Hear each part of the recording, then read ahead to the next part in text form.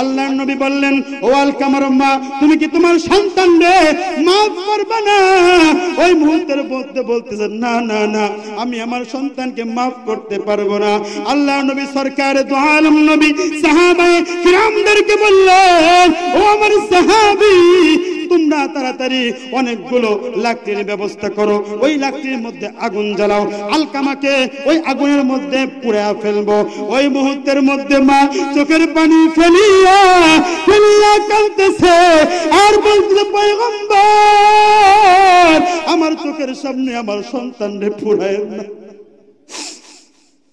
আমার চোখের সামনে আমার সন্তানরে পুড়ায়েন না গো পয়গম্বর। কেমনে পুড়াবে? ওই সন্তানরে তো আমি 10 মাস 10 দিন আমার গর্ভে ধারণ করেছি।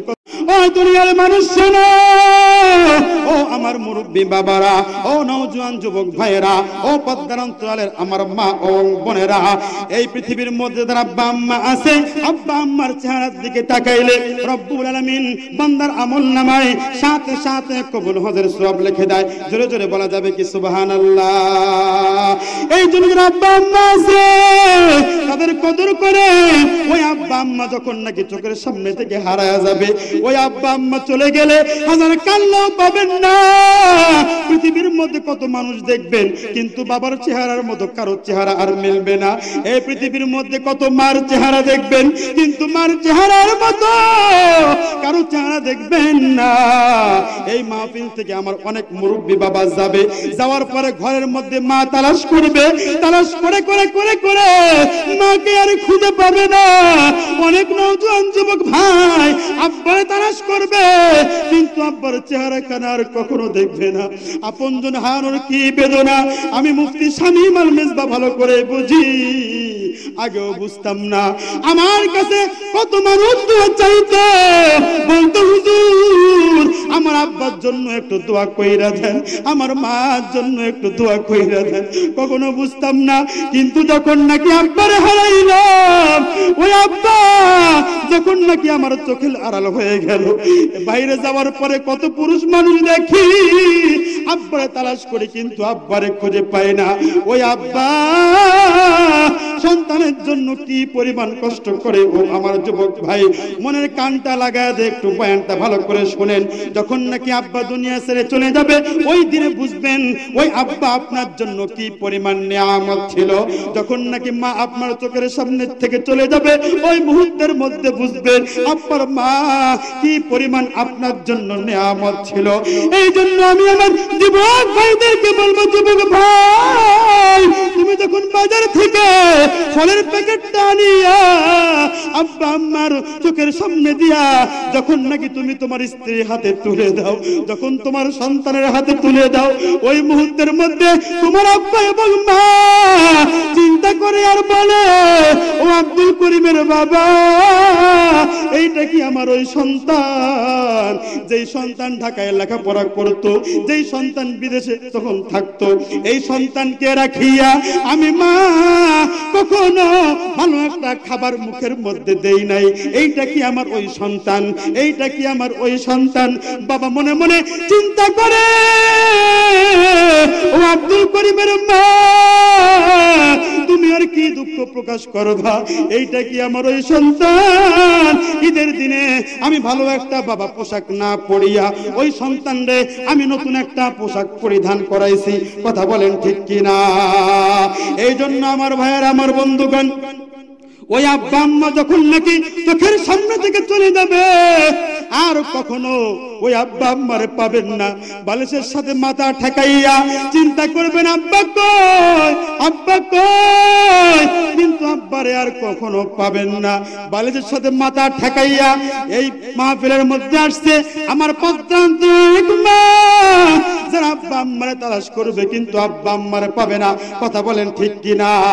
এই ময়দানের মধ্যে অনেক মানুষ এমন আছে, আগে এক সময় টাকা ছিল না, কিন্তু আব্বা আম্মার খেদমত করতে পারে নাই। এখন টাকাও আছে, পয়সাও আছে, কিন্তু ওই আব্বা আম্মারে আর খুঁজে পায় না। আছে কি নাই? এই জন্য আল্লাহ নবী সরকারে দু আলম নবী হাদিস শরীফের মধ্যে বলেছেন উমা জান্নাতুকা ওয়া নারুকা। ও দুনিয়ার সন্তানরা শোনো, যাদের আব্বা আম্মা আছে তাদের দুইটা জান্নাত আছে। ওই আব্বা আম্মা তোমার জান্নাতে যাওয়ার কারণ হবে, ওই আব্বা আম্মা তোমার জাহান্নামে যাওয়ার কারণ হয়ে যাবে। আমার ভাইয়েরা, আমার বন্ধুগণ, ওই আব্বা আম্মার মনে কষ্ট দিয়েন না।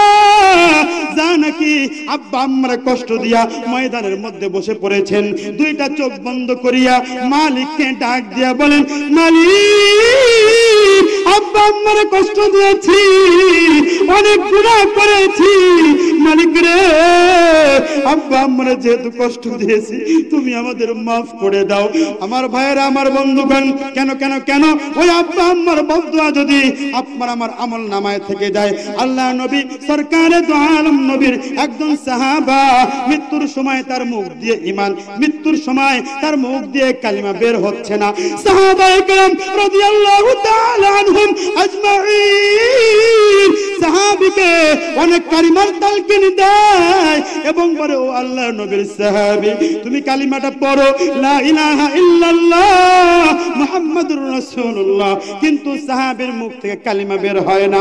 সংবাদটা চলে গেল আল্লাহর নবী সরকার দু আলম নবীর কাছে।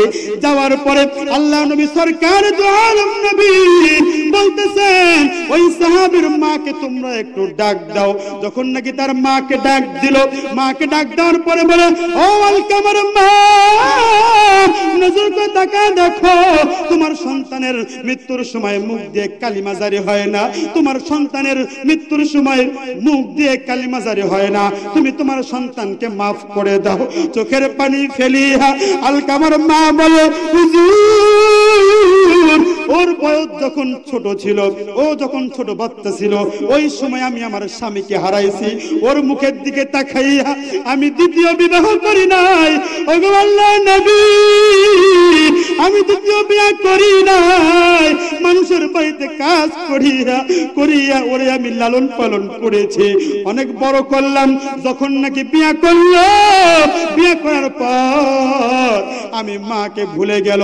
আগে কোথাও গেলে আমি মার কাছ থেকে অনুমতি নিত, ভালো একটা খাবার আনলো আগে আমি মার হাতে তুলে দিত, কোথাও গেলে আমার অনুমতি দিত।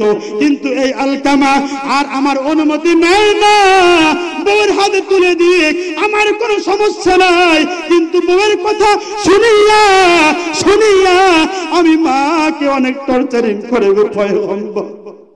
আমার মনের মধ্যে অনেক দুঃখ আছে, আমার মনের মধ্যে অনেক দুঃখ আছে। আল্লাহর নবী বললেন, ও আলকামার মা, তুমি কি তোমার সন্তানকে মাফ করবে না?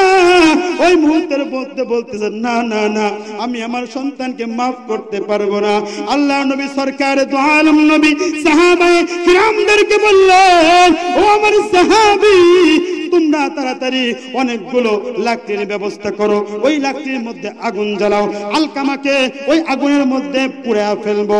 ওই মুহূর্তের মধ্যে মা চোখের পানি ফেলিয়া ফেলিয়া কাঁদতেছে আর বলতেছে, পয়গম্বর আমার চোখের সামনে আমার সন্তানরে পুড়ায় না, আমার চোখের সামনে আমার সন্তানরে পুরায়েন না গো পয়গম্বর। কেমনে পুরাবে? ওই সন্তানরে তো আমি 10 মাস 10 দিন আমার গর্ভে ধারণ করেছি, কথা বলেন ঠিক কিনা?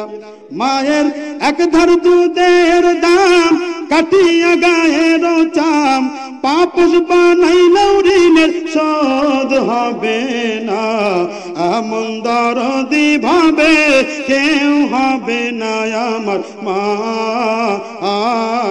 গো। ওরে প্রসবের কি ব্যথা মা জানে সে কথা, মরিয়াও যেন মায়ের মরণ হইল না। ওরে প্রসবের কি ব্যথা মা জানে সে কথা, মরিয়াও যেন মায়ের মরণ হইল না। মায়ের থেকিয়া সন্তানের দায় অকালে মা প্রাণ হারায়, ঠিক না? সেই মায়েরই তোমরা কষ্ট দিও না, এমন দরদি ভাবে কেউ হবে না আমার মা গো। মায়ের এক ধার দুধের দাম কাটিয়া গায়ের চাম, পাপস বানাই হবে না, এমন দরদি ভাবে কেউ হবে না আমার মা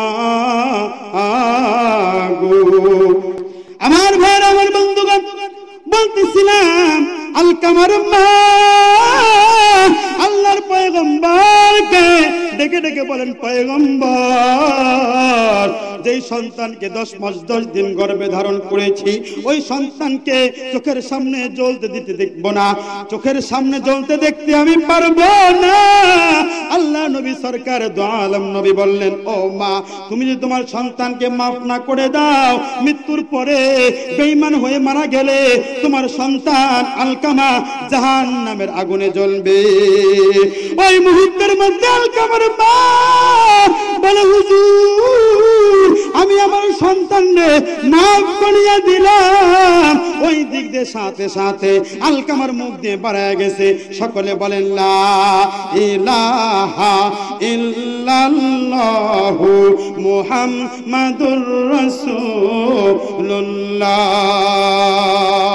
আমার ভাইয়ের, আমার বন্ধুগণ, বলতেছিলাম আব্বা আম্মার চেহারার দিকে তাকাইলে রব্বুল আলামিন বান্দার আমল নামায় সওয়াব লিখে দেন। জোরে জোরে বলেন সুবহানাল্লাহ।